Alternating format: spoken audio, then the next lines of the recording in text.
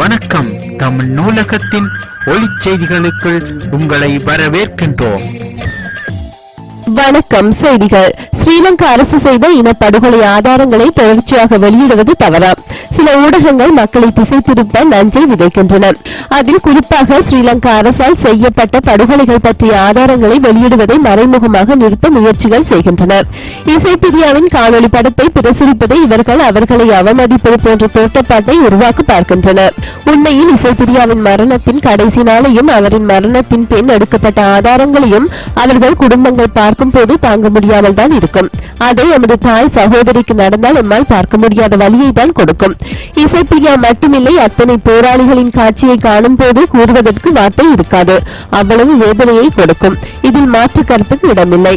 ஆனால் இதில் தமிழர் விடுதலை பற்றிய இன்றைய யதார்த்த நிலைக்கு அமைவான சர்வதேச அரங்கில் நமது பிரச்சனைகளை எடுத்து செல்லக்கூடிய வழிகள் இருக்கின்றன என்பதை நாம் உணர்ந்து கொள்ள வேண்டும். முன்னாள் பிரித்தானிய பிரதமர் டோனி பிளேயர் மனைவி தனது மேலாடை இல்லாத ஒரு காணொலி படம் எடுக்க அனுமதித்திருந்தார். காரணம், பெண்களுக்கான மார்பு புற்றுநோயை பற்றிய விழிப்பை ஏற்படுத்துவதற்காக அந்த காணொலி படத்தை பிரச்சார ஆயுதமாக பயன்படுத்துவதற்காய்.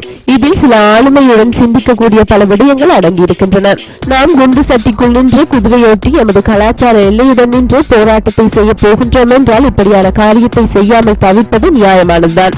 இன்று தமிழர்களின் அரசியலை சர்வதேசத்தில் மட்டுமே அதிகம் தங்கியுள்ளது. அவர்களுக்கு நாம் எமது பிரச்சனைகளை எடுத்து செல்ல வேண்டும் என்றால் இப்படி செய்ய வேண்டியது தவிர்க்க முடியாதவையே. ஒரு மரணித்த போராளியின் உடலை வர்ம புத்தியோடு பார்க்கின்றவர்களுக்கே அது தவறாகவும் விபரீதமாகவும் பார்க்க தோன்றும். உதாரணமாக கூறினால், அண்மையில் சேனல் 4 காட்டிய இறந்த தமிழ் பெண்ணின் மார்பை தடிகளினாலும் ஆயுதங்களினாலும் தொட்டு பார்த்து தமது வர்ம புத்தியை வெளிப்படுத்திய சிங்கள ராணுவத்தை போன்றவர்கள். ஒரு மரணித்த போராளியின் உடலை சக மனித தன்மையோடு நோக்குகின்றவர்களுக்கு அவள் சாகும் போது பட்டிருக்கக்கூடிய வேதனையை கண்ணுக்கு முன் வருமொழிய அந்த புகைப்படத்தை பார்த்து காம எண்ணம் மனிதனுக்கு என்றும் வராது. அப்படி வருகின்றவர்களும் சேனல் 4 காணொலியில் இருந்த பெண் போராளியின் உடலை கேவலப்படுத்திய சிங்கள ராணுவத்துக்கும் எந்த வித்தியாசமும் இருக்காது. அந்த போராளிகளின் குடும்பங்களுக்கு சங்கடம் தான், வேதனை தான். அவர்களுக்கு எப்படியும் தமிழர்களின் கலாச்சார வட்டத்துக்குள் நின்று பார்க்கும் போது தாங்க முடியாத வழிதான். ஆனால் ஒரு இனத்தின் ஒட்டுமொத்த வழியின் வெளிப்பாடும் வெளி உலகத்துக்கு ஆதாரத்தோடு சொல்வதற்கு இது போன்ற அரிய சாட்சிகள் அவசியமானது என்பதை முதல் புரிந்து கொள்ள வேண்டும். அப்படி நாம் செய்ய வேண்டியது அவசியமானதும் கூட. தமிழர்கள் விடுதலை பற்றி கதைக்க புதியவர்கள் நினைத்து விட்டார்கள் என்றும் அவர்கள் ஏதோ தவறான வழிநடத்தலில் தமிழரின் விடுதலை பற்றி கதைக்க உள்நுழைகின்றார்கள் என்றும் பல முன்னாள் செயல்பாட்டாளர்கள் எழுதுவதை காணக்கூடிய நிலை இருக்கிறது. அவர்கள் தேசிய தலைவர் மேதகவேன பிரபாகரன் 2008ஆம் ஆண்டு மாவீரர் தினத்தில் கூறியதை மறந்துவிட்டார்கள் என்று நினைக்க தோன்றுகின்றது. தேசிய தலைவர் எமது போராட்டத்தை இளையோர்களிடம் கொடுக்க முன்வந்ததை இவர்கள் மறந்துவிட்டார்கள் போலும். புதியவர்கள் பழையவர்கள் என்பது இங்கு அவசியமில்லை. யார் சரியாக கையாள்கின்றார்கள் என்பதுதான் அவசியம் என்பதை முதல் உணர வேண்டும். பழையவர்கள் செய்த காட்டி கொடுப்புகளும் துரோகங்களுமே பல புதியவர்கள் நுழைந்து எமது இனத்தின் விடுதலைக்காய் இன்றைய சூழ்நிலைக்கு ஏற்ற களங்களில் நின்று பணிபுரிய விரும்புகின்றனர். தள்ளி நின்று வேடிக்கை பார்க்க தமிழர் போராட்டம் ஒன்றும் குடும்ப சண்டை இல்லை. இன விடுதலைக்கான போராட்டம் என்பதை புரிந்து கொள்ள வேண்டும். துரோகம் செய்யாது எமது இன விடுதலைக்காய் குரல் கொடுக்கின்றவர்கள் பிறந்த குழந்தையாக இருந்தாலும் வரவேற்க கற்றுக்கொண்டால் சிறப்பாக இருக்கும். ஒரு பெண்ணுக்கு ஒருவன் கொடுமை நிகழ்த்திவிட்டால் அந்த பெண்ணை நீதிமன்றில் வைத்து கேள்விகள் கேட்பது வலிமையான நிகழ்வு. அப்படி செய்வதை நீதி கிடைக்கவும் வழி செய்யும். அதே போன்று இன அழிப்பு செய்த அரசை சர்வதேச அரங்கில் நின்றே நீதி கேட்க முடியும். அப்போது நாம் ஆதாரங்களை காட்டுவது அவசியமானது. அது இசைப்பிரியாவின் காணொலி படமாக இருக்கலாம், வேறு தமிழ் பெண்ணின் படமாக இருக்கலாம். ஆதாரம் கிடைத்தால் நீதி கேட்டு நிற்க அவை அவசியமானது. இனியாவது இன்றைய நவீன உலகத்துக்கு ஏற்ற முறையில் நாம் மாற்றங்கள் செய்ய வேண்டும் என்பதை உணர்ந்து மக்களை குழப்பாமல் இருக்கலாமே. அவர்களின் காணொலி படங்களை வர்மம் தீர்க்க யாரும் பிரசுரிக்கவில்லை. ஒரு இனத்தின் மறைக்கப்பட்ட நீதி கேட்டு மக்களின் முன்னின்று அழுகின்ற குரலே அந்த படங்கள் என்பதை தயவு செய்து புரிந்து கொள்ளுங்கள். இசைப்பிரியாவோ அல்லது இப்படி கொல்லப்பட்ட எந்த தமிழ் பெண்ணாகிலும் எமது சகோதரி என்றே நாம் பார்க்கின்றோம். அவர்களை அப்படி ஒரு நிலையில் படமாய் போடுவது நமக்கும் நெஞ்சு பொறுக்கவில்லை.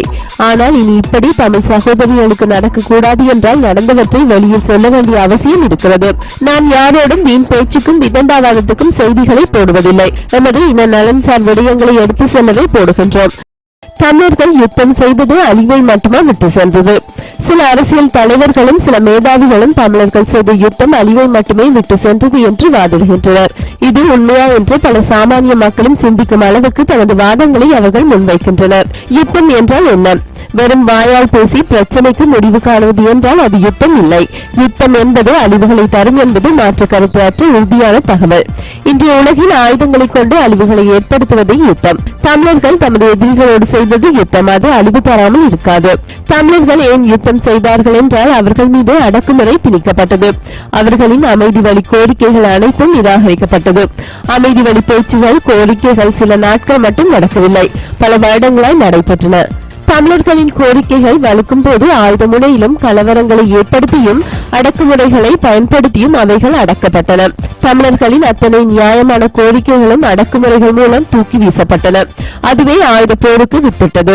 இதில் யாருக்கும் மாற்று கருத்து இருக்க வாய்ப்பில்லை. தமிழர்கள் அமைதி வழியில் செய்த எந்த போராட்டமாவது சர்வதேச கதவுகளை தட்டியிருக்கிறதா? தமிழர்களின் அமைதியான முறைகளில் வைக்கப்பட்ட கோரிக்கைகள் எதுவாகிலும் ஸ்ரீலங்கா அரசை செய்விக்க சர்வதேச நாடுகள் நேர்மையான முறைகளில் அழுத்தம் கொடுத்தனவா?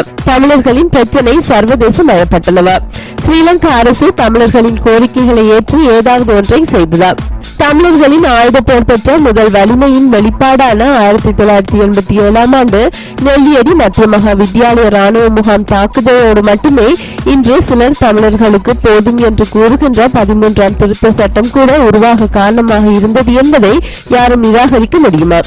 அன்றிலிருந்தே தமிழர்களின் போராட்டம் சர்வதேச அரங்கில் காலடி எடுத்து வைக்க ஆரம்பித்தது என்பதை உண்மையும்.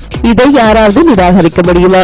தமிழர்களின் பலம் பொருந்திய ஆயுத போராட்டமே சர்வதேச அரங்குக்கு தமிழர்களை கூட்டி சென்றது என்று அனைவரும் புரிந்து கொள்ள வேண்டும். தமிழர்களின் ஆயுத போராட்டம் வலிமை பெறும் முன் இந்திய அரசினால் சிங்களவர்களுக்கும் தமிழர்களுக்கும் செய்யப்பட்ட அனைத்தும் இந்திய நலனை மையப்படுத்திய சமரசங்களை அன்று சர்வதேச மயப்படுத்தல் இல்லை என்பதை இவர்கள் புரிந்து கொள்ள வேண்டும்.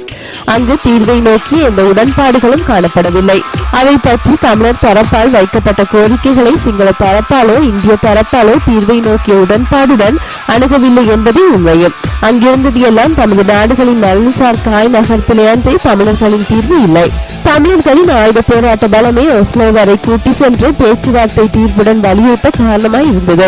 தமிழர்கள் ஆயுதத்தை கையில் அன்று எடுக்கவில்லை என்றால் இன்று சர்வதேசத்தில் தமிழர் விடுதலைக்காய் போராடும் இனம் என்பதை புரியாமல் போயிருக்கும் என்பதை உண்மை. ஆயுதம் அழிவை கொடுக்கும். அதே நேரம் ஆயுத போரில் தமது உயிரை கொடுக்கின்ற போராளி தொடக்கம் பொதுமக்கள் வரைக்கும் செய்வது தியாகமே.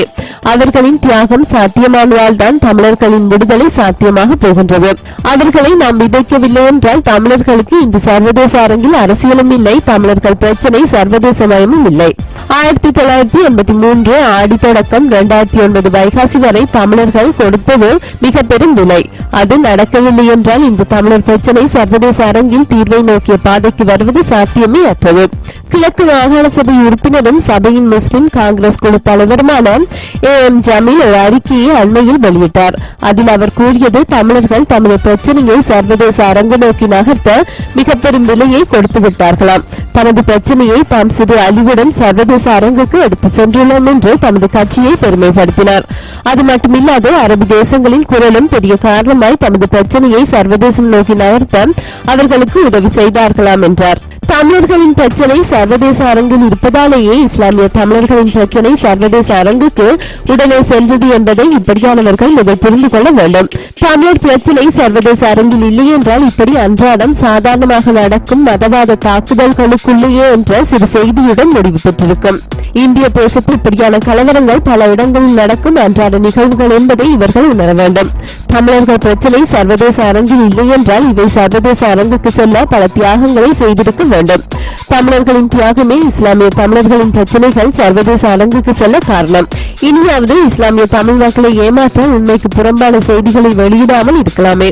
அரபிய நாடுகள் தமக்குள்ளே இருக்கும் பிரச்சனைகளை தீர்க்க முடியாமலே இருக்கும் நேரத்தில் அவர்கள் இஸ்லாமிய தமிழர்களின் பிரச்சனையை சர்வதேச அரங்குக்கு எடுத்து செல்லவா போகின்றார்கள்? அவர்களின் நாடுகளுக்கு குறைந்த ஊதியத்தில் வேலை செய்ய மக்கள் வேண்டும். அதற்கு இலங்கை போன்ற ஏழை நாடுகளின் கூலிகள் அவசியமானது. அதைவிட தமது பிரச்சனைகளை சர்வதேச அரங்கில் தீர்க்க இலங்கை போன்ற நாடுகளின் ஆதரவு தேவை. இஸ்லாமிய தமிழர்களுக்காக தமது நாடுகளின் நலனை இழக்க அவர்கள் என்றும் தயாராக இருக்க போவது இல்லை. எல்லோரும் இஸ்லாமியர் என்று சிந்தித்து செயல்படும் நாடுகள் என்றால் அரபு தேசங்களின் நாடுகளுக்கிடையிலும் சக இஸ்லாமிய மக்களுக்கிடையிலும் போர் எப்படி சாத்தியம் என்று சிந்தித்து பார்க்க வேண்டும். இனியும் மகிந்தவுக்கு சிகப்பு கம்பளம் பிடிக்க எத்தனையோ இஸ்லாமிய நாடுகள் தயாராக தான் இருக்கின்றன. ஆனால் சில இஸ்லாமிய தமிழர்கள் தான் அதை புரிந்து கொள்ள தெரியாமல் இருக்கின்றார்கள். இஸ்லாமிய தமிழர்களை தாக்கிய போது தமிழர்கள் தான் பல போராட்டங்களை செய்தார்கள். ஏதாவது இஸ்லாமிய நாட்டு மக்கள் செய்தார்களா? இஸ்லாமிய தமிழர்கள் பிரச்சினை சர்வதேச அரங்கில் சென்றிருக்கிறது என்றால் அதற்கு இன்று வரை தமிழர்களின் தேச விடுதலைக்காய் உயிர் கொடுத்த தமிழ் போராளிகள், முள்ளிவாய்க்காலில் தந்த உயிரை கொடுத்த சிறுவர்கள் தொடக்கம் இன்றும் தமது இழப்புகளை வழிகளாய் தாங்கி நிற்கும் மக்களின் தியாகமே காரணம். இதை நேர்மையோடு புரிந்தால்தான் விளங்கிக் கொள்ள முடியும். தமிழர்கள் யுத்தம் செய்து இழந்தது அதிகமானால் யுத்தம் செய்து அழிந்தது அனைத்தும் தமிழர்களின் வளர்ச்சிக்கு மிக பெரும் உரமாய் இருக்க போவதே உண்மை. அந்த உரம் உருவாகவில்லை என்றால் தமிழர்களின் வளர்ச்சியும் அரசியலும் சர்வதேசத்தில் இல்லை. தமிழர்கள் என்ற அடையாளமும் சர்வதேசத்தில் இல்லை. இஸ்லாமிய தமிழர்கள் மீதான தாக்குதல் வெறும் மதவாத தீவிரவாதிகளின் தாக்குதல் என்று காணல் நீராக காணாமல் போயிருக்கும். அது மட்டுமில்லை, இதை தடுக்கவும் நாதியில்லாமல் அழிவை பெரிதாக்கியும் இருப்பார்கள். இனியாவது தமிழர்கள் செய்த யுத்தம் தேவையில்லாத அழிவையே உண்டு பண்ணியது என்று மக்களுக்கும் உலகத்தில் சுதந்திரத்துக்காய் போராடுகின்றவர்களுக்கும் போராட போகின்றவர்களுக்கும் தவறான செய்தியை வழங்காமல் நியாயமான செய்தியை கொடுக்க கற்றுக்கொள்ளுங்கள். இன்று வரை உயிர் தியாகங்களே விடுதலையை கொடுக்கும் அச்சாணியாக இருக்கும் பொருள் என்பதை மறக்க வேண்டாம். அரசியல் மட்டும் பேசி விடுதலையை எடுக்கக்கூடிய நாகரிக உலகம் இன்னும் சரியாக உருவாகவில்லை. சில நாடுகள் உருவாகிவிட்டன. ஆனால் தமிழர்கள் வாழும் தேசங்களை அபகரித்து வைத்திருப்போர் சாதாரண மக்களின் சுதந்திரத்தையே அடக்குமுறை மூலம் இல்லாமல் செய்யவே விரும்புகின்றவர்களாய் இருக்கும் ஜனநாயக நாடு என்று கூறி ராணுவ ஆட்சி செய்யும் நாடுகளாய் இருக்கின்றார்கள். அவர்களை சர்வதேச அரங்குக்கு கூட்டிச் செல்ல வேண்டும் என்றால் உயிர் தியாகம் நிச்சயம் அவசியமானது. அதையே தமிழர்கள் செய்தார்கள். மீண்டும் அடக்குமுறையால் ஆயுதம் எடுப்பார்கள். இப்போது சர்வதேசம் தமிழர்களுக்கு அரசியல் செய்ய எமது மாவீரர்களும் யுத்தத்தில் உயிர் கொடுத்த எமது உறவுகளும் காலத்தை அமைத்து கொடுத்திருக்கின்றார்கள். இதே சர்வதேசத்தால் முடியாமல் போகுமெனில் சர்வதேசமே தமிழர்களுக்கு ஆயுதத்தை கையில் கொடுத்து போர் செய்யுங்கள் என்று கூறுவார்கள். இருந்து பாருங்கள். தமிழர்கள் யுத்தம் செய்து அழிவை விட்டு செல்லவில்லை. விருட்சமாக வளரப்போகும் தமிழர்களின் சுதந்திர வாழ்வையே விட்டு சென்றார்கள். தமிழர்களுக்கு எதிரிகள் செய்தது அழிப்பு, ஆனால் தமிழர்கள் செய்தது தியாகம். இதுவே இரண்டுக்குமான வித்தியாசம். வழிகாட்டி மீண்டும் ஆயுதமா அமைதி வழியா என்பதை தமிழர் சுதந்திரத்தை தடுக்கும் சக்திகளும் தமிழர் விடுதலையில் நேர்மையுடன் அணுகாத சக்திகளுமே முடிவெடுக்க வேண்டும். கடந்த 65 வருடங்களாய் இலங்கை தீவில் என்ன நடக்கிறது என்பது தமிழர்களுக்கு நன்கு தெரியும். ஆனால் பல நாடுகள் இன்றும் ஸ்ரீலங்கா அரசு நீண்ட நெடிய ஜனநாயக நாடு என்று வர்ணிப்பதை அன்றாடம் காண முடிகின்றது. ஸ்ரீலங்கா என்ற நாடு ஜனநாயக நாடு என்று கூறுவதை தமிழர்களால் ஒன்றும் ஏற்றுக்கொள்ள முடிவதில்லை. காரணம், சிங்கள இனவெறி தாக்குதல்களும் ராணுவ அடக்குமுறையும் தமிழர்கள் மீது தொடர்ந்து 65 ஆண்டுகளுக்கு மேலாக இலங்கை தீவை ஆளும் சிங்கள அரசுகள் மாறி மாறி கடைபிடித்து வந்திருக்கின்றது. ஒரு ஜனநாயக நாடு என்பது அடக்குமுறையற்ற நாடாக இருக்கும் பட்சத்திலேயே ஜனநாயகம் முழுமை பெறுகின்றது. சிங்கள மக்களை பொறுத்தவரை ஜனநாயக நாடு என்று கூறலாம். ஆனால் அங்கு வாழும் தமிழர்களை பொறுத்தவரை ராணுவ ஆட்சி நடைபெறும் நாடு என்றே கூற முடியும். பல தமிழ் அரசியல் தலைவர்கள் தொடக்கம் சாதாரண தமிழர் வரைக்கும் ஆயுதமுனையின் அச்சுறுத்தலையே அன்றாடம் சந்திக்கும் நாடாக இலங்கை தீவு இருக்கிறது. அதுவும் அரசுகளின் அமைப்புகளை அரசு ஆதரவுடன் அச்சுறுத்துகின்றன. இலங்கை தீவை ஆளும் வர்க்கம் தமது ராணுவ இயந்திரத்தை பயன்படுத்தி பிறந்த வழி சிறையாகவே தமிழர் வாழ்வை 65 ஆண்டுகளாக வைத்திருக்கின்றனர். இப்படியான ஒரு நாட்டை எப்படி ஜனநாயக நாடு என்று கூறுவதை ஏற்றுக்கொள்ள முடியும்? அப்படியாகில் ஜனநாயகம் என்பதற்கும் ராணுவ கொடுங்கோல் ஆட்சிக்கும் என்ன வித்தியாசம் என்ற வரையறைகளை யாராவது கூற முடியுமா? தமிழர்கள் தமது நிலப்பரப்புக்குள் நீண்ட காலமாக தம்மை தாமே ஆட்சி செய்த வரலாற்றை கொண்ட இனம். அவர்கள் தம்மை தாமே ஆட்சி செய்ததை ஐரோப்பியர்களின் ஆக்கிரமிப்பு காலத்திலேயே இழந்தார்கள். ஐரோப்பிய நாடுகளின் படையெடுப்பு தமிழர்களை இன்று வரை அடிமையாக இருக்க காரணமாய் இருக்கிறது. எமது தாயக பூமியை தமது சுய லாபத்துக்காய் வேறொரு இனத்தின் கையில் கொடுத்தமையே தமிழர்களின் அழிவுக்கு காரணமாய் இருக்கிறது. தமிழர்களின் தாயக பூமியை ஐரோப்பிய நாடுகளை மீட்டுக் கொடுக்க வேண்டிய பொறுப்புடையவர்கள். தமது பிள்ளைகளை மூடி மறைப்பதற்காய் இன்று வரை ஸ்ரீலங்கா அரசை இவர்கள் ஜனநாயக நாடு என்று வர்ணிப்பதை தமிழர்கள் ஏற்றுக்கொள்ளப் போவதில்லை. தமது பிள்ளைகளை மூடி மறைக்காமல் இனியாவது தமிழர்களுக்காகவாவது ஜனநாயகம் மறுக்கப்பட்ட நாடு என்று ஸ்ரீலங்காவை கூற மேற்குலகம் முன்வர வேண்டும். இலங்கை தீவு முழுவதுமே தமிழர்களுக்கு சொந்தமான நாடு என்றாலும் இன்றைய நவீன உலக மாற்றங்களை தமிழர்கள் உணர்ந்து வடக்கு கிழக்கு தவிர்த்து முழு பகுதியையும் சிங்களவர்களுக்கு விட்டுக் கொடுப்பதை சர்வதேசம் உணர்ந்து கொள்ள வேண்டும். தமிழர்களின் விட்டுக் கொடுப்பை உலகம் பாராட்ட வேண்டும். அதே நேரம் இன்று தமிழர்கள் வாழும் பகுதிகளான வடகிழக்கை தமிழர்கள் தமது விருப்பத்துக்கு ஏற்ற வகையில் நிர்வாகம் செய்ய சுயாட்சி என்ற தத்துவத்துக்கு அமைய மக்களின் விருப்பத்தை அறியும் வாக்கெடுப்பு செய்ய முன்வர வேண்டும். மீண்டும் மீண்டும் ஸ்ரீலங்கா ஜனநாயக நாடு என்று கூறி தமிழர்களின் சுதந்திரத்தை பறிக்க நின்றால் ஆசியாவில் மிக பெரும் போராட்டத்தை தமிழர்கள் தமிழ்நாட்டுடன் இணைந்து போராடி பெற்றுக் கொள்ள வேண்டிய சூழ்நிலை உருவாகும். அப்படி உருவாகும் என்றால் சிங்களவர்கள் வந்த இடத்துக்கே போக வேண்டிய சூழ்நிலை கூட உருவாகலாம். ஆசியாவின் கடல் போக்குவரத்தும் தமிழர் கட்டுப்பாட்டுக்குள் வந்து உலக வல்லாதிக்க சக்திகளின் இருப்பை கேள்விக்குறியாக்க வேண்டிய நிலைக்கு தமிழர்கள் தள்ளப்படலாம். தமிழர்கள் உலக ஓட்டத்துக்கு தம்மையும் அமைதியுடன் இணைத்திருக்க வேண்டும் என்றால் தமிழர்களின் சுதந்திரத்தை மதிக்க கற்றுக்கொள்ள வேண்டும். மீண்டும் மீண்டும் தமது சுயநலத்துக்காக தமிழர்களின் உயிருடன் விளையாடினால் தமிழர்களும் பொறுமை இழக்கும் காலம் என்று உருவாகும். இன்று உருவாகியுள்ள இளைய தமிழ் தலைமுறைகள் வாழ்வா சாவா என்ற நிலையின் விளிம்புக்கு வந்துள்ளார்கள். தமிழீழத்தில் இவை என்றோ தொடங்கிவிட்டது. ஆனால் தமிழகத்தில் இப்போதுதான் ஆரம்பம். தமிழகத்தில் புரட்சி வெடித்தால் என்ன நடக்கும் என்பது பொறுமையாக யோசித்தால் புரிந்து கொள்ள முடியும். தமது உறவுகள் ஈழத்தில் படும் வேதனைகளை மிக தெளிவாக புரிந்துள்ளார்கள் இன்றைய தமிழக இளையோர்கள். இந்த இழிநிலை தொடர்ந்தால் அது மிக பெரும் புரட்சிக்கே வித்திடும் என்பது திண்ணம். சர்வதேசத்துக்கும் தமிழர்கள் அளிப்பு சக்திகளுக்கும் தமிழர்கள் கொடுத்த இரண்டாவது அமைதி வழி இடைவெளி காலத்தை நேர்மையுடன் அணுகி தமிழர்களுக்கான விடுதலையை பெற்றுக் கொடுக்க தவறினால் அடுத்து என்ன செய்ய வேண்டும் என்பதை தமிழர்கள் தீர்மானிக்க நீண்ட நேரம் எடுக்காது. ஆனால் ஒன்று நிச்சயம், ஈழத்தில் மட்டும் ஆயுத போராட்டம் செய்வது பலனளிக்க போவதில்லை. அது நீண்ட பகுதி கொண்டதாய் விரியும் என்பதை சம்பந்தப்பட்டவர்கள் புரிந்து கொள்ள வேண்டும். ஆயுதமா அமைதி வழியா என்பதை தமிழர் சுதந்திரத்தை தடுக்கும் சக்திகளும் தமிழர் விடுதலையில் நேர்மையுடன் அணுகாத சக்திகளுமே முடிவெடுக்க வேண்டிய நேரம் இது. தமிழ் திரைப்படங்களும் அந்நியர்களின் கருத்து திணிப்பும். இன்றைய நவீன உலகில் ஊடகங்கள் ஒரு இனத்தின் முதுகெலும்பை போன்றது. ஊடகம் சரியாக இல்லை என்றால் அந்த இனமே சரியாக இருக்காது என்கின்ற புதிய பரிமாண வளர்ச்சியை ஊடகம் கண்டிருக்கிறது. ஊடகம் என்பது செய்திகளை தாங்கி வரும் கருவி என்று மட்டும் கூற முடியாது. ஒரு திரைப்படம் கூட ஊடகமே. மக்களுக்கு அவை செய்தியை ஒவ்வொரு முறையும் எடுத்து செல்கின்றது. அமெரிக்க திரைப்படங்களை அதிகம் எடுத்து பாருங்கள். உலக மக்களை திசை திருப்பும் மிக பெரும் சூழ்ச்சி கொண்டே அவை அமைந்திருக்கும்.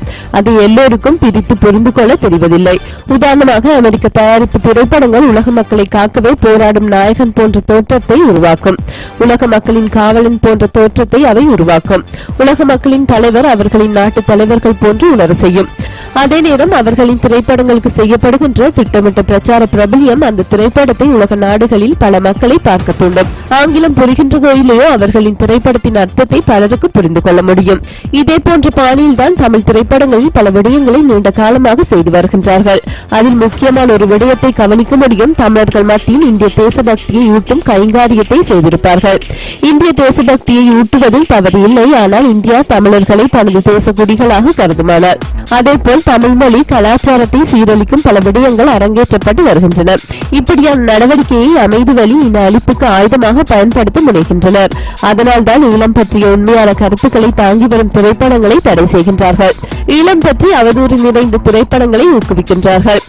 அண்மையில் ஒரு சிங்களவரால் எடுக்கப்பட்ட படம் ஒன்றை திரையிட முயற்சிகள் இடம்பெறுகின்றன. அதை பலர் எதிர்ப்பதை காண முடியும். அதே நேரம் அந்த திரைப்படத்தை ஆதரிப்பவர்களையும் காண முடிகின்றது. ஒரு விடுதலை அடையாத இனத்துக்கு ஒருவர் ஆயுதம் நல்ல விடயங்களை செய்கின்றார்கள் என்பதற்காக அதை அவர் கூறுகின்ற ஒரு தவறான விடயத்தையும் ஏற்றுக்கொள்வோமாக நாம் தோற்கடிக்கப்படுவோம். எம்மை நல்லவர்கள் என்று கூறும் அதே நேரம் நாம் விடுதலைக்காய் போராடியதை பயங்கரவாதம் என்றால் நாம் எப்படி நல்லவர்களாக முடியும்? இதுபோன்ற தவறு எதேச்சையாக இடம்பெறுவதில்லை, திட்டமிட்டு திணிக்கப்படுவது. அதே நேரம் தமிழ் பெண்களை சிங்களவர் திருமணம் செய்வதை சிங்கள ஆணாதிக்கம் சிந்திக்கின்றது.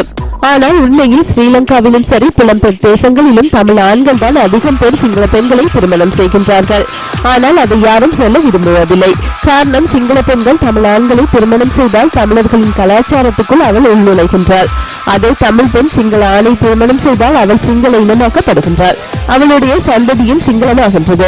உலகெங்கும் நடக்கும் சம்பவங்கள் ஆண்கள் மட்டும் தவறு செய்தால் கலாச்சார சீரழிவு என்று பார்க்கப்படுவதில்லை. பெண் என்று செய்கின்றாலோ அன்று அது கலாச்சார சீரழிவாகின்றது. இப்படியான முறை நேர்த்தியாக கையாளப்படும் சாதாரண பகுத்தறிவுக்கு புரிந்து கொள்ள முடியாத உயர்ந்த முறைகளில் திட்டமிடப்பட்ட சதிகள். தமிழர்களின் சோகங்களை கூற வேண்டும் என்றால் உண்மையான லட்சம் கதைகள் ஈழத்தில் இருக்கின்றன. அதில் ஒன்றை சில ரசனைக்கு ஏற்ற வகையில் மாற்றம் செய்து எடுக்கலாமே. ஏன் இப்படி நடக்காத குளறுபடிகளை புகுத்த வேண்டும்? இந்த படத்தை பல தமிழர்கள் ஆளுமையுடன் புரிந்து கொள்ள தெரியாமல் இருப்பதுதான் வேதனை. அதுவும் கலைத்துறையில் இருப்பவர்களே இருப்பதுதான் வேதனை. தமிழர்கள் கலைத்துறை மூலம் ஊடுருவும் சதிகளை நிறுத்த வேண்டும் என்றால் இனப்பற்றுள்ள தமிழ் அறிவுஜீவிகளுடைய அமைப்பை உருவாக்கி திரைப்படத்தை எடுப்போர் முதல் அந்த அமைப்பை பார்க்க அனுமதிக்க வேண்டும். அவர்கள் திரைப்படத்தில் தமிழர்களுக்கு பாதகமான வேண்டாதவற்றை அகற்றி கூற வேண்டும். அவர்கள் அதற்கு மறுக்கும் பட்சத்தில் தமிழ் அமைப்புகள் மூலம் எதிர்ப்பை வெளியிட்டு திரைப்படத்தை திரையிட முடியாத அளவுக்கு அழுத்தங்களை பிரயோகிக்க வேண்டும். இப்படியானவற்றை மதிக்காமல் யாரும் இருந்தால் அவர்களுக்கு தமிழ் மக்களின் விழிப்பூடாக அவர்களை தமிழ் திரையில் இருந்து காணாமல் போக செய்ய வேண்டும். சிலர் இன்று பிரச்சார ஒட்டிக்கால் இப்படியான விடயங்களை செய்து மக்களை திசை திருப்ப பார்க்கின்றனர். இது கூட தவறானது. இப்போது பேசப்படும் அந்த திரைப்படம் இன்று பலர் மத்தியில் விளம்பரப்படுத்தப்பட்டு விட்டது. அந்த திரைப்படத்தை இனி மக்கள் திரையில் பார்க்காமல் இருக்கலாம், ஆனால் வேறு முறைகளில் பார்க்க போகின்றார்கள் என்பதை பற்றி நாம் சிந்திக்க வேண்டும். அந்த திரைப்படத்தில் இருந்த கருத்து மக்களுக்கு நினைத்ததை விட சென்றடைய போகின்றது. அவர்கள் வேண்டுமெனில் பொருளாதார ரீதியில் பின்னடைவை சந்திக்கலாம், ஆனால் மக்களுக்கு பரப்ப இருந்த காரியத்தில் வெற்றியை கண்டுள்ளார்கள். இப்படியான திரைப்படம் எடுப்போர் தமது பணத்தை கொண்டு எடுப்பதில்லை. இவர்கள் முகமூடிகள். இவர்களுக்கு பணம் கொடுப்பது தமிழ் அழிப்பு சக்திகள் என்பதை நாம் புரிந்து கொள்ள வேண்டும். இனியாவது இப்படி தமிழர்களுக்கு வேண்டப்படாத திரைப்படங்களுக்கு பிரபல்யத்தை நாமே ஏற்படுத்தாமல் இவர்களை இலகுவாய் பிரபல்யம் அடையாத முறையில் வழிகளை கண்டறிய வேண்டும். தமிழ் துரோகிகள் பலர் உலகமெல்லாம் வாழ்கின்றனர். அதில் சிலர் உள்ள விடுதலை உணர்வாளர்கள் போலும் தம்மை அடையாளப்படுத்துகின்றனர். இப்படியானவர்களை கண்டுபிடிப்பதே சிரமமானது. இவர்களை கண்டுபிடித்தால் உடனே அகற்றிவிட வேண்டும். கலை என்பது புனிதமானது. ஆனால் கலை என்பது இன்று அழுக்கு நிறைந்த பொருளாக மாறிவிட்டது. அதில் நாம் தெளிவாக இருக்க வேண்டும். நமக்கு ஆபத்தானதை நாம் தூர வைத்திருப்பதே சிறந்தது. முள்ளிவாய்க்காலில் உறவுகள் கொல்லப்படும் போது தமிழகத்தை தூக்கத்தில் வைத்திருந்தது எதிரிகளால் வடிவமைத்த கலையன்றி வேறதும் இல்லை. தமிழர்கள் அன்றாடம் பார்க்கும் திரையில் கருத்து திணிப்பை நிறைந்திருக்கிறது. வியாபார நோக்கமென்று இனத்தை விற்கும் பண ஆசை கொண்ட நிஜ வாழ்வின் நடிகர்களே பலர் திரைத்துறையில் அதிகம் இருக்கின்றார்கள். உணர்வோம். தமிழர்கள் மத்தியில் விதைக்கப்படும் நஞ்சை தமிழர்கள் இலகுவாய் உண்கின்றார்கள். தமிழர்களை முள்ளிவாய்க்காலில் அளித்தது யார் என்றால் சிறு பிள்ளை கூட சிறப்பாக பதில் சொல்லும். அந்த பதில் ஸ்ரீலங்கா அரசும் அதன் கூட்டு நாடுகளும் என்று. யார் அந்த கூட்டு நாடுகள் என்றால் பலருக்கு தெரியாமல் இருக்க வாய்ப்பில்லை. மீண்டும் நினைவுபடுத்துகின்றோம். இந்தியா, அமெரிக்கா மற்றும் அமெரிக்க கூட்டு நாடுகள். இவர்களை இன்றும் தமிழர்களின் விடுதலைக்காய் போராடிய போராளிகள் அமைப்பான தமிழீழ விடுதலை புலிகளை பயங்கரவாதிகள் என்கின்றனர். இப்படி தமிழர்களை கொன்று புதைத்தவர்களை நாம் இந்த 5 வருடத்தில் நினைவில் வைத்திருக்கின்றோமா? இல்லை என்றால் எமக்கு நட்பு கரம் போல் அவர்களை நோக்குகின்றோமா? தமிழர் ஒருவரிடம் கேளுங்கள், அமெரிக்கா தமிழர்களுக்கு நல்லது செய்கின்றதா இல்லை கெட்டது செய்கின்றதா என்று. பலருக்கு இதற்கான பதில் சரியாக கூற முடியாமல் நிற்பதையே அவதானிக்க முடியும். உங்கள் அம்மாவை, சகோதரியை, சகோதரனை, பிள்ளையை, மனைவியை ஒருவன் உங்கள் கண்முன் வதைத்து கொலை செய்து போடுகின்றவனை எப்படி நினைப்பீர்கள்? அதே நேரம் உங்கள் கண்முன் அப்படி செய்கின்றவனுக்கு என்ன உதவிகள் வேண்டுமோ செய்து உங்கள் கண்முன் ஆலோசனையும் கூறி வதைக்கின்றவனை பாதுகாத்து அவனுக்கு உதவினால் அவனை பற்றி 5 வருடம் கழியவும் என்ன நினைப்பீர்கள்? இதைதான் நாம் கூறிய அத்தனை நாடுகளும் தமிழர்களுக்கு செய்தன. ஆனால் அவர்கள் செய்தது உங்கள் கண்ணுக்கு தெரியாதபடியினால் உங்களுக்கு அவர்கள் மீதான கோபம் மறைந்து போய்விட்டது. அதுவும் இந்த நாடுகள் தமிழர்களின் மனதை மாற்ற சிறப்பாக விதைத்த நஞ்சு மூலம் நாம் அவர்களை எமது எதிரிகளா என்று தெரியாத மாதிரி மறந்திருக்கின்றோம். அவர்கள் ஊடகங்கள், அதுவும் தமிழ் ஊடகங்கள் மூலம் விதைக்கின்ற நஞ்சை நாம் இலவசமாய் எடுத்து உண்கின்றோம். இப்போது இவர்கள் செய்வதெல்லாம் வேட்டிக்கு போட்டியான புலனாய்வு போர். அதாவது தமிழர்கள் தாம் செய்ததை மறக்க வேண்டும் என்று செய்யப்படும் யுத்தி. அதில் இந்தியாவின் பங்கு இனிதான் தொடங்க போகின்றது. ஆனால் அமெரிக்க கூட்டு நாடுகளின் பங்கு எப்போதோ தொடங்கிவிட்டது. தமிழர்களின் எதிரி யார் என்று தமிழர்கள் இன்றும் சரியான கணக்கு போடவில்லை என்றால் மீண்டும் தோற்று போவோம். தமிழர்களின் பலமும் வெளிப்புமே எமக்கு விடுதலையை கொடுக்கும். நமக்கு தமிழர்களை விட யாருமே உதவவும் இல்லை, இனி உதவ போவதும் இல்லை. உலகில் இன்று இருக்கும் உதவி நிறுவனங்கள் தொடக்கம் மனித உரிமை அமைப்புகள் வரைக்கும் மக்களின் தேவைகளுக்காக இயங்குவதில்லை. அவைகள் பெரும் நாடுகளின் தேவைக்காக இயங்கும் ஏமாற்றும் அமைப்புகளே. எங்களுக்குள் இருக்கும் பிரச்சனைகளை இவைகள் தமது பிரச்சார உத்தியால் பாவிக்கின்றனர். அதாவது தமிழர் சிலரே தமிழீழ விடுதலை புலிகளின் செயல்பாடுகளில் ஒத்துவராத போக்குடன் பிரிந்து நின்று பிரச்சாரம் செய்கின்றனர். அவர்களை தான் இதில் அமெரிக்காவும் சரி, தமிழ்நாட்டில் கலைஞர் கருணாநிதியும் சரி தமிழர்களில் இருந்து விடுதலை புலிகளை அந்நியப்படுத்த வேண்டியமைக்கான காரணத்தை முன்வைக்க பாதிக்கின்றனர். ஆனால் தமிழர்களின் விடுதலைக்கு கூடிய மக்கள் கொடுக்கின்ற ஆதரவை இவர்கள் காரணம் காட்ட என்றும் முன்னிற்கவில்லை என்பதை நாம் கவனிக்க வேண்டும். இதுதான் சதி. 10 பேர் இருக்கும் இடத்தில் 9 பேர் விருப்பத்தை பிரதிபலிக்காமல் அதில் ஒருவரது விருப்பத்தை பிரதிபலித்தால் அதில் என்னவோ இருக்கிறது அல்லவா? அதைதான் தமிழர்களை அளிக்கும் சக்திகளும் தம்மை நியாயப்படுத்த கூறி வரும் காரணமாய் கடைபிடிக்கின்றனர். வருகின்றனர். உண்மையான 9 பேரின் விருப்பத்தை இவர்கள் பிரதிபலித்தால் தமிழீழ விடுதலை என்றோ பிறந்திருக்கும். இதுதான் நஞ்சை உண்கின்றோம் என்பதற்கான அறிகுறி. தமிழ் ஊடகம் பல இவர்களுக்கு வேலை செய்கின்றன என்று கூறவில்லை.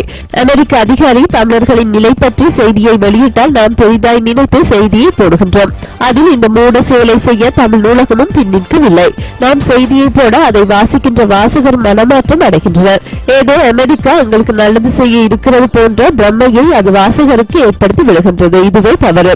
நாம் செய்தியை போட்டாலும் சரியான விழிப்பு மக்களிடம் இருக்கும் என்றால் இவற்றை சரியாக புரிந்து தரம் பிரித்து நமது மனதில் நிறுத்த முடியும். ஆனால் தமிழர்களின் மரபு புத்தியும் அனுதாப புத்தியும் மீண்டும் நம்ப வைத்து விடுகின்றது. இதைத்தான் சொல்வது நஞ்சை தானால் உண்ணுவது என்று. துரோகிகள் காலத்துக்கு காலம் பிறப்பது வளமை. ஆனால் சரியான தலைவன் எப்போதும் கிடைப்பதில்லை. கிடைத்த தலைவனை சரியாக பாவிக்க தவறிவிட்டோம். இனியும் தலைவர் வருவாரா வரமாட்டாரா என்று தெரியாமல் காத்து கிடப்பதை விட அடுத்த தலைவரை உருவாக்க தமிழ் சமூகம் புரட்சி கொண்டு எழுச்சி கொண்டு ஒத்த கருத்தில் விடுதலைதான் இலக்கு என்று எழுவோம். ஆயுதம் இல்லாமல் எல்லோரும் வீதியில் வந்து நின்று போராடினால் ஸ்ரீலங்கா ராணுவம் ஓடத்தான் வேண்டும்.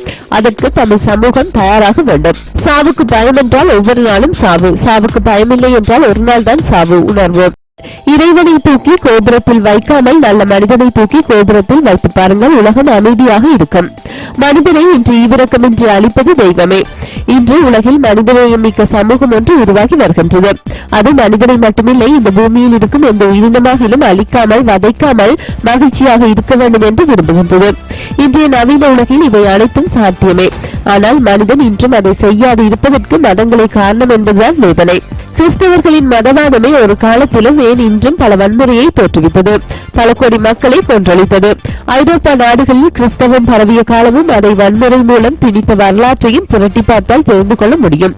இன்றும் அது தொடர்கதையாகவே இருக்கிறது.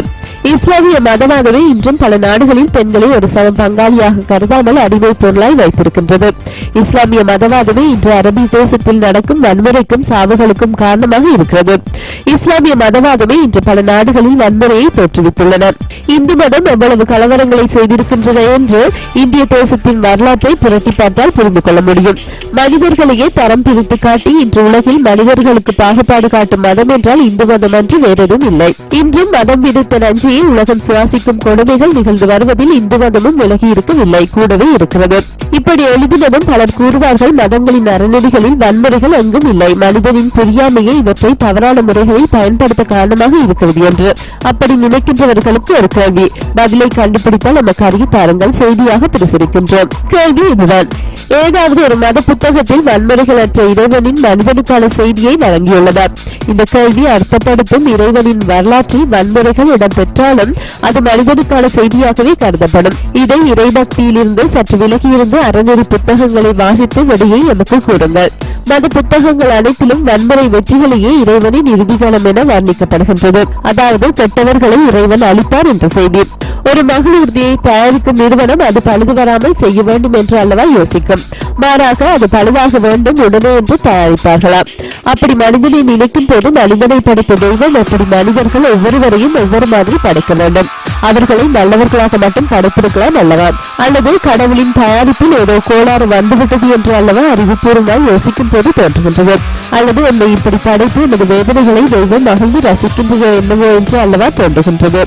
சர்வ வல்லமை உள்ள தெய்வம் என்றால் வேதனைகளை உருவாக்காத வழிமுறையில் மட்டுமல்லவா என்னை படைத்திருக்க வேண்டும். உதாரணமாக யோசித்து பாருங்கள், உங்களிடம் சர்வ வல்லமை இருக்கும் என்றால் உங்கள் குழந்தையை ஏதாவது குறைகளோடு உருவாக்குவீர்களா? உங்கள் குழந்தையை துன்புறுத்தி குறைகளை நிவர்த்தி செய்ய வேண்டும் என்று நினைப்பீர்களா? உங்கள் குழந்தையை இயற்கை அழிவை ஏற்படுத்திக் கொள்வீர்களா? இப்படி 1000 கேள்விகளை கேட்க முடியும் இறைவனின் படைப்பின் தவறுகளை பற்றி. நாம் இன்றும் 2000 வருடங்களுக்கு முன் முழு வளர்ச்சி அடைந்திருக்காத நமது மூதாதையர்கள் வடிவமைத்த மத சிந்தனைகளை வைத்துக் கொண்டு நம்பி பேசுகின்றோம். ஆனால் நமக்கு தெரிந்த புதுமையான அறிவு வளர்ந்த நாகரிக சமூக வாழ்வை ஏற்றுக்கொள்ள மறுக்கின்றோம். இவற்றிலிருந்து வெளியில் வரவும் பயம். காரணம், இறைவன் நம்மை தண்டித்து விடுவாரோ என்று எமது மூதாதையர்கள் ஊட்டிய மத அறநெறிகள் எமது அடிமனதில் இன்றும் பதிந்திருப்பதால் அச்சப்படுகின்றோம். கடவுள் இல்லை என்று நான் என்றும் கூறவில்லை. கடவுள் எங்கும் இருக்கின்றார். நிலத்தை குனிந்து பாருங்கள், அது கடவுள். வானத்தை அண்ணாந்து பாருங்கள், அது கடவுள். உங்கள் தாயை பாருங்கள், அது கடவுள். உங்கள் மீது அன்புள்ளவர்களை பாருங்கள், அவர்கள் கடவுள். உண்மையான நல்ல மனிதர்களை பாருங்கள், அவர்கள் கடவுள். கடவுள் என்று சொல்லக்கூடியவர்கள் எல்லாம் உங்கள் அருகிலேயே இருக்கின்றனர். அவர்கள்தான் கடவுள். சொல்லப்போனால் இயற்கைதான் முடிவில்லாத கடவுள். இதே எமது சூரிய குடும்பம் அழியும், ஒரு நாள் அதே சூரிய குடும்பம் அதே அண்டவெளியில் மீண்டும் பிறக்கும். இதுவே இயற்கை. நாம் எல்லாம் அதில் ஒரு பகுதியே. எனக்கும் இயற்கைக்கும் நேரடி தொடர்பு இருக்கிறது. நாம் இயற்கையின் சொந்தக்காரர்கள்.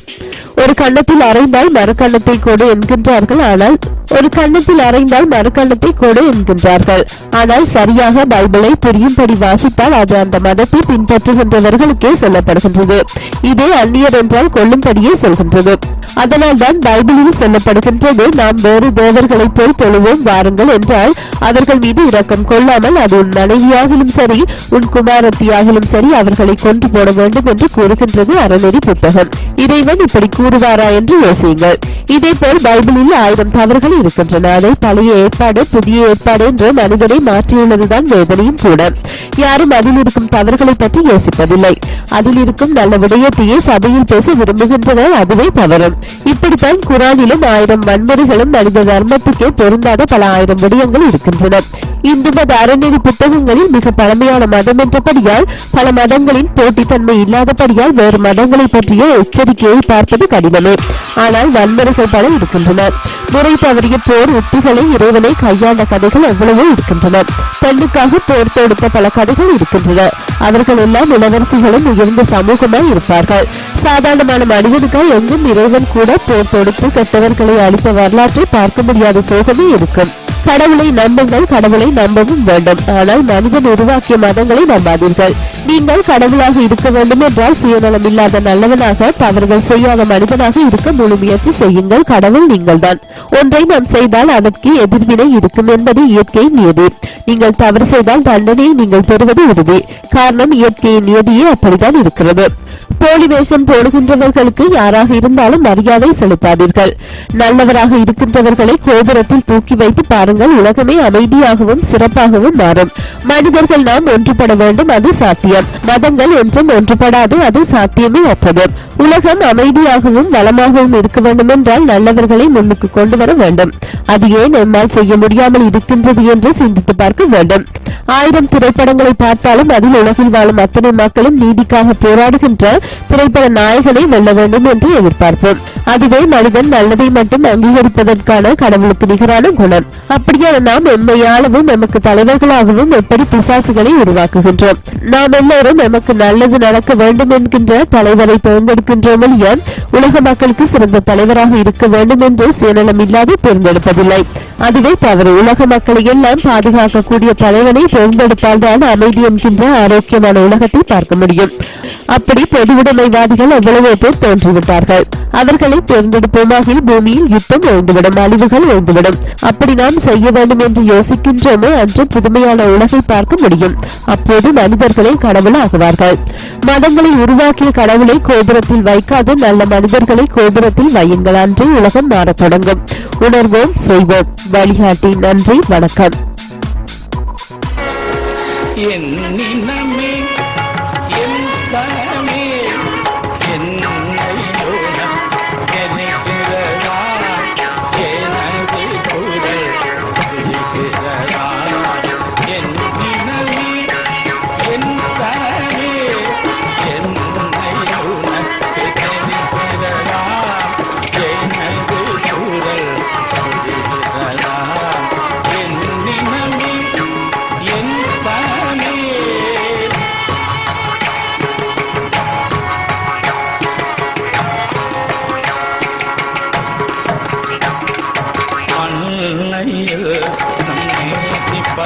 அதனால் மரணத்தையே மண்ணையில் நம் நேசிப்பவன், அதற்காய் மரணத்தையே சாதிப்பவன். என் நினமே, என் சனமே, என்னை உனக்கு தெரிகிறதா? எனது குரல் புரிகிறதா? என் நினமே, என் சனமே.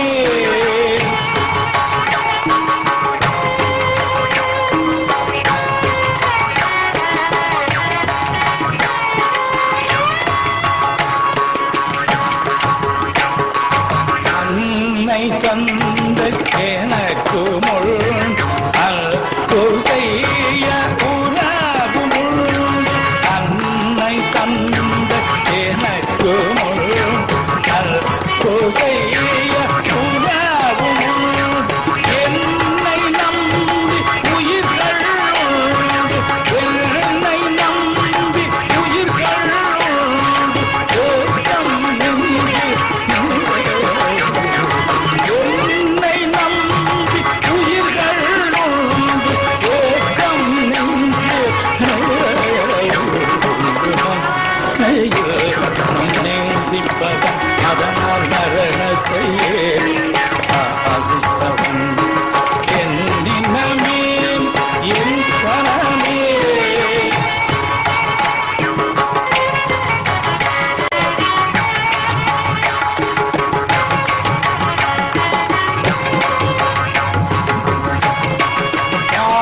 பாசறை நான் புகுந்த இடம் பதுங்கு குடி உறங்கு விடம் பாசறை நான் புகுந்த இடம் பதுங்கு குடி உறங்கு விடம் தேசநலன் எனது கடன் தேசநலன் எனது கடன் தேன் தமிழே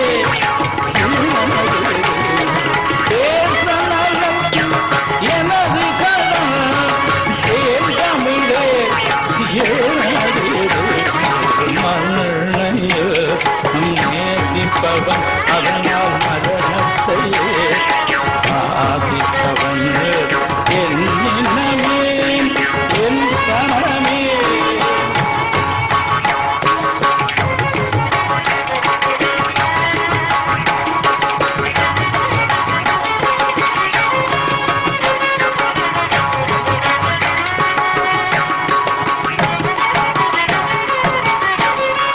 என் முடிவில் விடிவிருக்கும் எதிரிகளும் அழிவிருக்கும் என் முடிவில் விடிவிருக்கும் எதிரிகளும் அழிவிருக்கும் சந்ததிகள் சிரித்து நிற்க சரித்திரத்தில் நிலைத்திருக்கும் அதனால் மண்ணையில் நேசிப்பவன் அதற்காய் மரணத்தையே ஆசி